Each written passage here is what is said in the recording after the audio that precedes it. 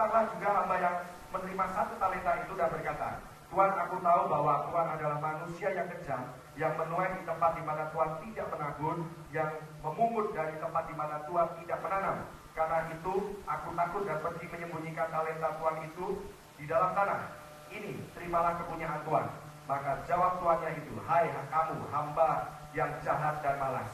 Jadi kamu sudah tahu bahwa aku menuai di tempat di mana aku tidak menabur dan memungut dari tempat yang di mana aku tidak menanam.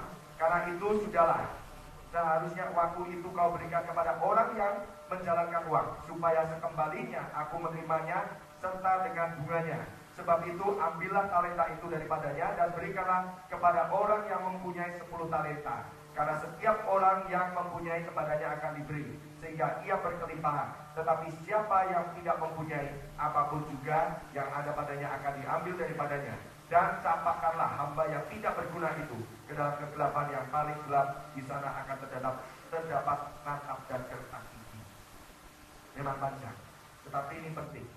Saya ingin saudara-saudara juga menangkap cerita ini. Kisah ini berbicara demikian. Tuhan itu berbicara mengenai sesuatu yang dia percayakan. Dalam hal ini sebenarnya uang.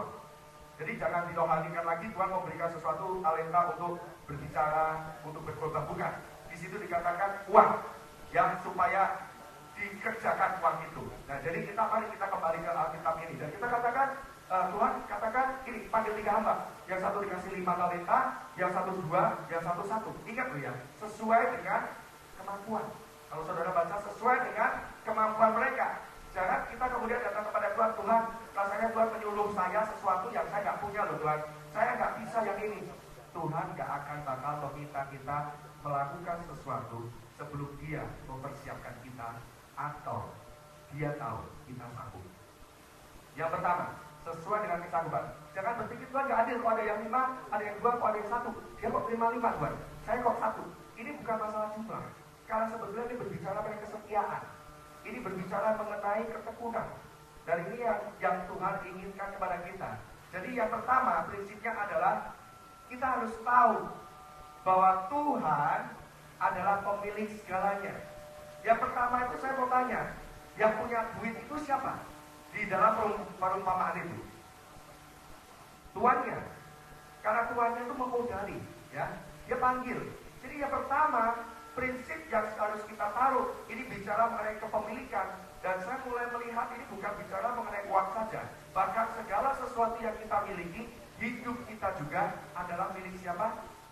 Milik Tuhan. Nah, ini yang pertama harus kita rubah di dalam pemikiran kita. Jangan kita berkata, Tuhan, aku berikan semuanya hati pikiranku. Tapi dompet itu aku simpen dulu ya. Dompetnya enggak ya. Kadang-kadang kita katakan, oh aku berikan hatiku, bukan dompetku, ya kan? Nggak bisa. Kalau kita mau memberikan segalanya, dikatakan di dalam satu tawarik ini luar biasa. Saya baca berulang-ulang itu, kata-katanya memang dahsyat ini. Ya Tuhan, punya mula kebesaran dan kejayaan, kehormatan, kemasyuran, dan keagungan. Ya, segala-galanya yang ada di langit dan di bumi. Ya Tuhan, punya mula kerajaan, dan Engkau yang tertinggi itu melebihi segala-galanya sebagai kepala. Sebab kekayaan dan kemuliaan berasal daripadamu, dan Engkaulah yang berkuasa atas segala-galanya. Dalam tanganmu lah kekuatan dan kejayaan. Dalam tanganmu lah kuasa membesarkan dan mengokohkan segalanya. Siapa yang bicara dalam hal ini? Salomo. Salomo berkata demikian, Tuhan, kerajaanku bukan ini, kekayaanku itu tidak ada artinya, bukan kekayaan, tetapi semua milik Tuhan. Bahkan kuasa, kehormatan, kemuliaan itu bukan milik. Kalau Tuhan taruh saya sebagai raja, itu karena Tuhan. Tuhanlah yang mengokohkan. Tuhanlah pemilik segalanya. Nah, kita harus kembalikan satu pengertian yang benar. Untuk setiap pelayan Tuhan bahkan, kita harus tahu bahwa semuanya milik Tuhan. Kalau kita diminta untuk pelayanan, itu semuanya punya Tuhan. Bahkan kemuliaan gak ada satupun yang milik kita. Kita jangan sampai bersaing dengan Tuhan sendiri. Kemuliaan, kehormatan, itu semua adalah milik Tuhan. Nah, yang kedua, prinsip yang kedua. Prinsip yang kedua berbicara mengenai apa? Kita baca sama-sama yang poin kedua, 1, 2, 3. Kita hanyalah sebagai pengelola. Nah, itu saya kasih tik di situ kan. Intinya apa? Kita itu hanya mengerjakan. Kalau yang pertama tuannya itu adalah Tuhan Yesus sendiri. Dan fungsi kita apa? Kita sekali ini hamba-Mu Tuhan. Kita mengatakan ini hamba-Mu kalau di gereja. Tapi kalau di kantor, apakah kita juga mengatakan Tuhan, ini hamba-Mu. Aku mau memulai pekerjaan hari ini. Bisnis ini adalah punya Tuhan. Aku hanya mengelola. Apakah kita memiliki sikap yang sama? Rasanya kata hamba hanya disebutkan di gereja. Kalau di luar dari gereja, sulit kita ngomong ini hamba. Ya, maksudnya nggak usah di depan umum ya. Mungkin kalau bos mau doa ya, mungkin bukan dalam doa, tapi sikap. Kembali, yang Tuhan tuntut adalah sikap hati. Yang kita harus sadar, yang pertama dia pemilik segalanya. Berarti dia Tuhan kita. Yang kedua, kita ini hanyalah pengelola.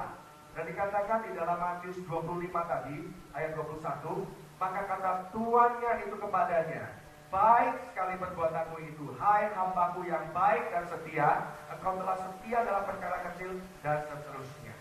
Nah, satu kerinduan saya, kalau saya ketemu sama Tuhan Yesus di surga nanti, tentunya saya pasti berjumpa. Saya ingin mendengar kata ini loh. Waduh, ini kata Matius 25 ayat 21 itu benar-benar satu kalimat yang saya rindukan. Telinga ini saya mau menangkap dari Tuhan. Dan apapun yang saya lakukan di bumi menentukan kata-kata ini nantinya. Akankah Tuhan berbicara kepada saya, hanyalah hambaku yang jahat, karena engkau tidak melakukan apa yang aku perintahkan, talenta yang aku berikan, segala sesuatu harta kepemilikan yang aku berikan, engkau salah gunakan. Atau Tuhan akan berkata, baik sekali perbuatanmu, hai hambaku yang baik dan setia. Di dalam Lukas sebetulnya, saudara nanti bisa pelajari, di dalam Lukas lebih dahsyat. Perumpamaan tentang talenta ini, begitu kau setia, maka aku akan memberikan kepadamu 5 kotak, 2 kotak, 1 kotak. Waduh, ternyata nggak urusan dengan jumlah. Kalau kita setia dalam perkara kecil, di dalam Lukas 16 ayat 10, maka Tuhan akan memberikan perkara yang lebih besar lagi. Pada saat kita memiliki kota, dipercayakan kota, maka kita bukan cuma punya duit. Kita sebagai wali kota, kita punya power, kita punya hormat, kuasa, kedudukan. Itu Tuhan semua berikan. Cuma masalahnya, apakah kita mau setia? Dan kita tahu, kita adalah pengelola. Kita nggak mungkin berkompetisi dengan Tuhan, karena Tuhan adalah pemilik semuanya. Kalau Tuhan tahu bahwa kita mau mengambil hormat itu, kita mau mengambil kedudukan itu, Tuhan nggak suka. Jujur, Tuhan nggak suka. Makanya jangan menyembah berhala. Tuhan katakan, jangan ada padamu ilah lain. Duit adalah ilah lain. Segala sesuatu yang lebih penting daripada Tuhan, itu adalah ilah. Tuhan nggak suka. Tuhan nggak suka. Jadi kalau Tuhan menemukan orang yang hatinya benar, orang yang hatinya jujur kepada Tuhan, dan Tuhan tahu kalau dia dipercayakan dengan 5.000 sama dengan kalau dia dipercayakan 5 juta. Jadi kalau 5.000 dia juga akan gunakan dengan baik, maka Tuhan akan percayakan lebih, percayakan lebih, percayakan lebih. Ada ketemu orang nggak yang rasanya kok Tuhan selalu cukupkan, dan Tuhan selalu jawab, dan Tuhan selalu apapun yang dia lakukan itu berhasil. Karena saya percaya dia tahu bahwa dia adalah pengelola. Jadi maksudnya tadi banyak